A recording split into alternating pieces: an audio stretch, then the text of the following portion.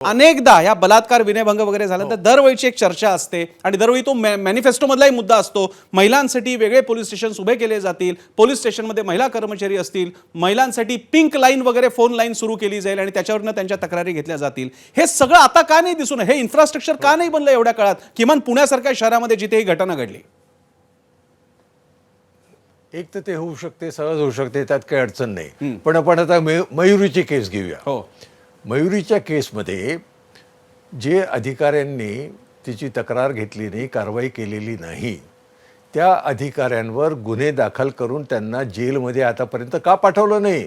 मी तर म्हणेन की त्या अधिकाऱ्यांवर ताबडतोब गुन्हा दाखल झाला पाहिजे. आणि स्पष्ट गुन्हा काय आहे की कायद्याने दिलेले निर्देश जो पालन करत नाही तो पोलीस अधिकारीवर त्याच्यावर गुन्हा दाखल करता येतो आणि हा गुन्हा कॉग्निझेबल आहे.